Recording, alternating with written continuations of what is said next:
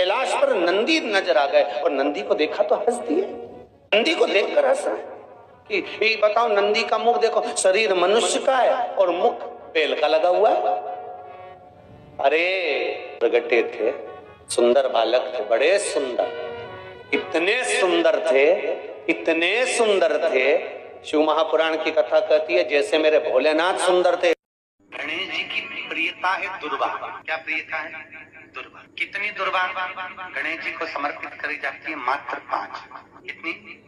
आज के जमाने में लोग गट्ठा बनाकर चढ़ा दें, वो अपनी जगह पर है। 5 दुर्वा पंचम इंद्रियों को वश में करने के लिए और भगवान के 5 जो स्वरूप हैं उनको अपने भीतर उतारने के लिए पंच। और दुर्वा में भी 3 गांठ। जब दुर्वा समर्पित करी जाती है तो उसमें नीचे दुर्वा की डंडी पर गांठ रहती है, 3 छोटी छोटी गांठें होना चाहिए। कितनी गांठ?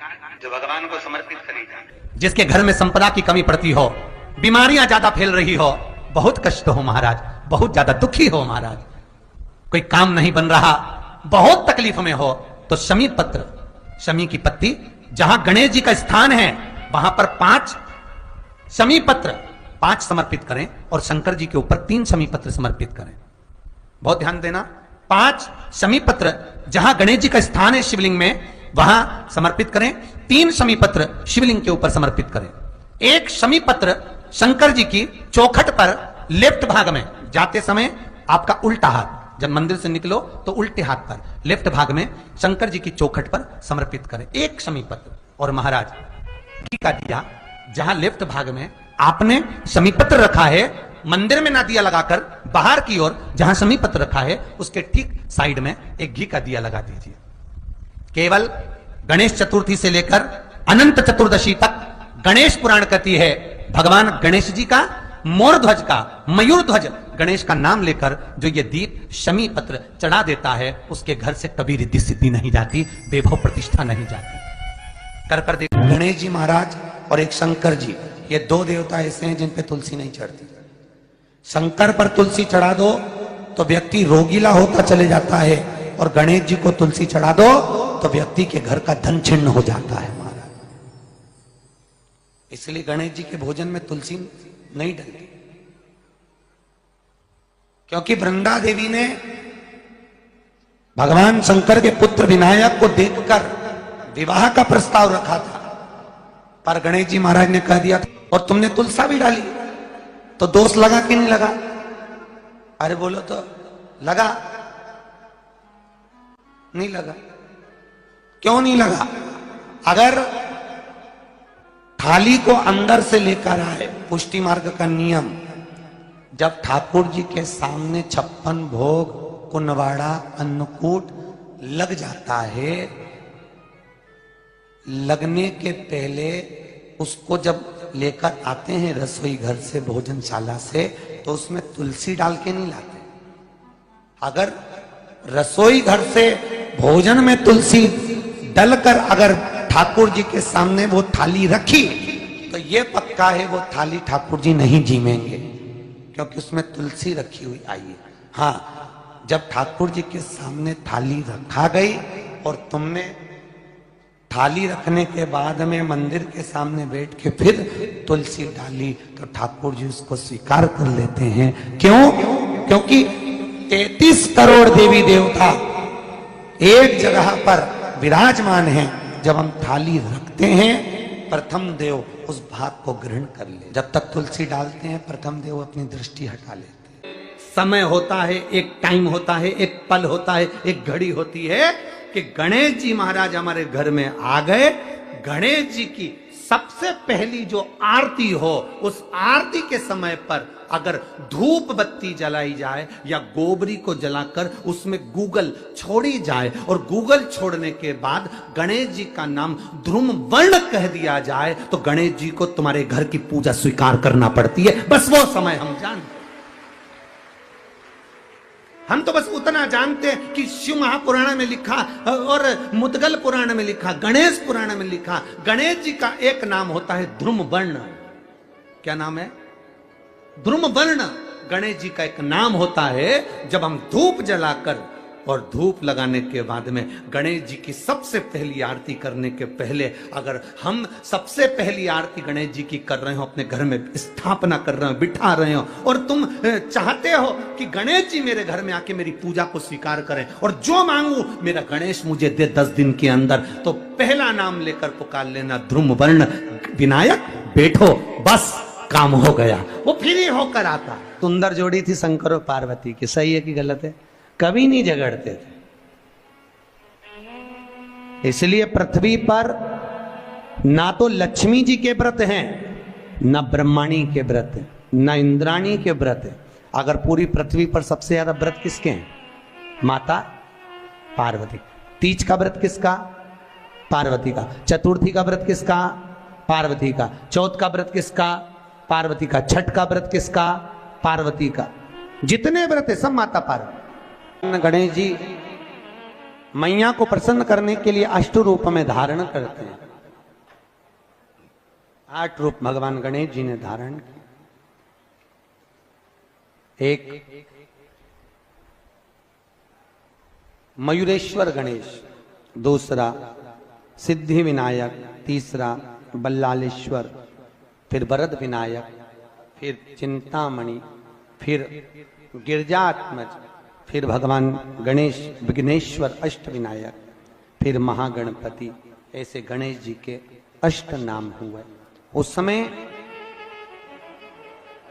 तिजोरी के अंदर जो गणेश की प्रतिमा रखी जाती है, किस नाम से रखी जाती है? तो तिजोरी में हम जो गणेश की प्रतिमा रखते हैं वो वरद विनायक के नाम से रखते हैं। कौन सा गणेश? वरद। वरद विनायक के नाम से तिजोरी में गणेश रखते हैं। और वरद विनायक के नाम से गणेश जी तिजोरी में रखाते हैं।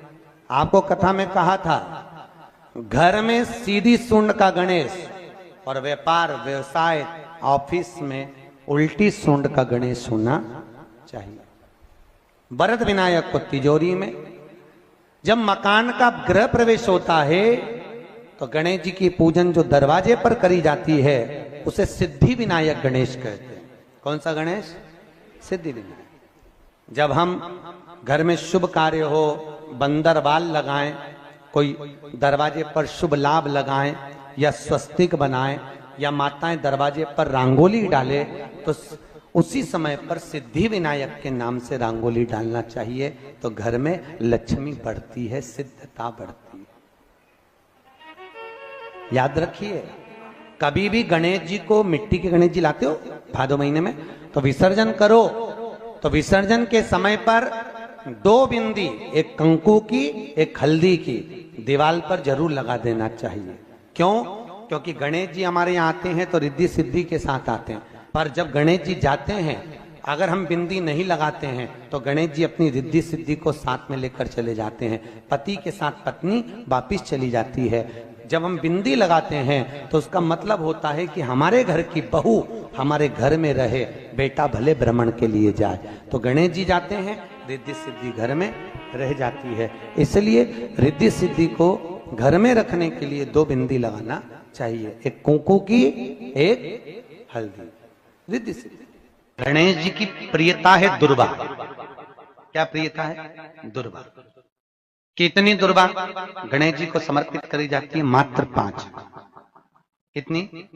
आज के जमाने में लोग गट्ठा बनाकर चढ़ा दें, वो अपनी जगह पर। 5 दुर्वा पंचम इंद्रियों को वश में करने के लिए, और भगवान के 5 जो स्वरूप हैं उनको अपने भीतर उतारने के लिए 5 दुर्वा। और दुर्वा में भी 3 गांठ।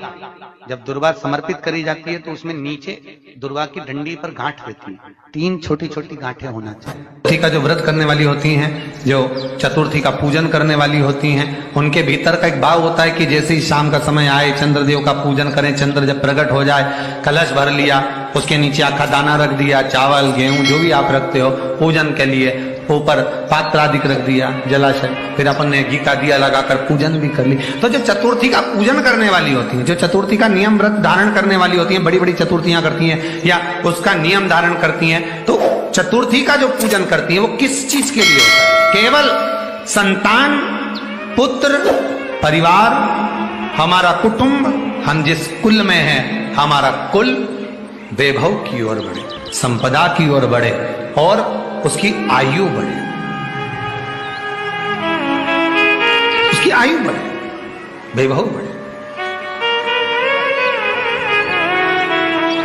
बहुत ध्यान दीजिएगा महाराज, चतुर्थी की पूजन में जो आप आखा दाना रखते हो, गेहूं वगैरह कुछ भी जो रखते हो, उसकी बड़ी महत्वता होती है महाराज। यहां तक कहा गया है, चतुर्थी की कथा तो आप लोग पढ़ते होंगे, जो लोग पढ़ते हैं उनको मालूम होगा। चतुर्थी की कथा में लिखा है, चौथ माता के व्रत में वर्णन किया गया है कि वो आखा दाना जो रखा जाता है, मान लो कोई जरूरी काम होता है तभी आखा दाना को रखा जाता है, संभाल के रखते हैं कि हम इस काम के लिए जा रहे हैं और हमारा ये कार्य सफल होना चाहिए। तो जिसने चतुर्थी का व्रत करा है, जिसने चंद्रदेव का पूजन करा, चतुर्थी का व्रत करा, वो गणेश जी से विनती करके वहां से 2-4 आखा दाना उठा ले, और जो व्यक्ति का काम अटक रहा है अपने ही घर का, पर दूसरे कुल को नहीं देना, अपने ही कुल के अंतर्गत जो काम अटक रहा है उसकी जेब में, उसके पल्लू में उस चीज को रख दिया जाए। तो चतुर्थी जो अगली आती है, जैसे आप महीने की करते हो तो महीने की, और आप जैसे करते हो कि 4 अलग बड़ी बड़ी चतुर्थी करते हो तो उसके अनुसार आपका कार्य सिद्ध होता ही है। उस आखे दाने का इतना महत्व होता है क्योंकि चतुर्थी का व्रत करने वाली माता जब व्रत करती है तो स्वयं चतुर्थी की कथा में लिखा हुआ है कि पार्वती जी गणेश जी से चतुर्थी की कथा बचवाती। चतुर्थी की कथा बाची किसने थी? स्वयं गणेश जी महाराज ने। और सुनी किसने थी? माता पार्वती। बाचने वाले गणेश जी थे, सुनने वाली माता पार्वती थी। तो चतुर्थी की कथा जब होती है तो उसको स्वयं गणेश जी बाच रहे, तो व्रत कौन सुन रही है? माता पार्वती। और आपने जो आखा दाना लिया वो गणेश जी के भाव से लिया, गणेश जी से निवेदन करके, विनय करके, प्रार्थना कर उसको प्राप्त किया। जितने आस्था चैनल पर कथा सुन रहे हो, जितने फेसबुक और यूट्यूब पर सुन रहे हो, और जितने इस छत्तीसगढ़ की पावन धरा पर बैठकर सुन रहे हो, बहुत सावधानी से सुनना। एक छोटा सा कपूर का टुकड़ा जब आरती में जलाया जाता है तो ये कपूर क्यों जलाते हैं? इस कपूर का महत्व क्या है? इस कपूर का कारण क्या है? ये कपूर है कौन जिसको हम आरती में जलाते?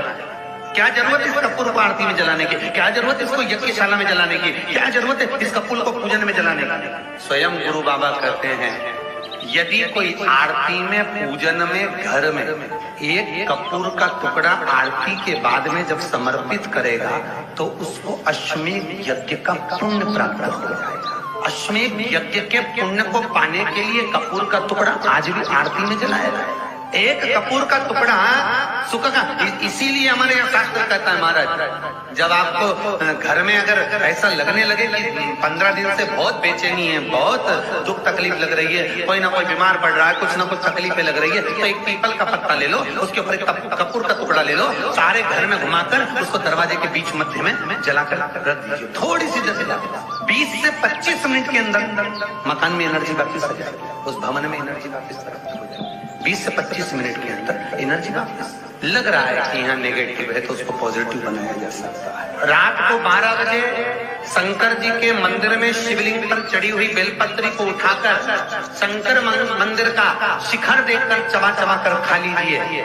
आपके पांव के घुटने बदलने की जरूरत नहीं पड़ेगी, ऑपरेशन की जरूरत नहीं। पेटता अलमस्तता। इस संवाद के अंतर्गत ये जो संवाद आया है, श्री गणेश जी महाराज ने श्री शैलम पर, कार्तिकेय महाराज की पावन धरा पर, मल्लिकार्जुन की पावन धरा पर, श्री शैलम में 3 प्रश्न श्री गणेश जी महाराज ने करे, और वो गणेश जी के 3 प्रश्न आपको भी ज्ञात होना चाहिए। पहला प्रश्न गणेश जी महाराज ने अपनी माता से कहा, माँ, मृत्यु लोक के अंतर्गत इस भूमि पर जन्म लेने के बाद में अगर व्यक्ति को वृद्ध अवस्था का सामना न करना पड़े तो उसके लिए क्या करना चाहिए? सुन लेना जवान भाई, जितने भी बेटा बेटी बैठे हैं और जितने आस्था चैनल पर, फेसबुक, यूट्यूब पर सुन रहे हैं, बड़े ध्यान से सुन लेना कि मान लो कि हमें वृद्ध अवस्था देखना ही ना पड़े, उसके लिए क्या करना पड़े? तो कहा उसका एक ही साधन, राम राम रटते रहो जब तक घट में प्राण, कब हो तो दीन दयाल के भनक पड़ेगा। महाराज, एक कर्म करते रहो, तुम्हारा कर्म जरूर करो, काम करते करते करते करते करते करते भी भगवत स्मरण करते। धर्म और कर्म, इन दोनों में अंतर क्या है? बोलो जल्दी जल्दी बोलिए। धर्म और कर्म में अंतर क्या है? धर्म अष्टविनायक में एक विनायक, सबसे प्रबल विनायक, अष्टविनायक में सबसे प्रबल।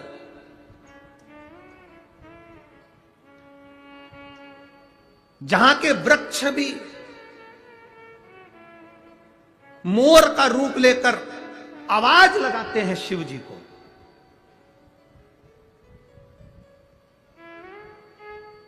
जहां की नदी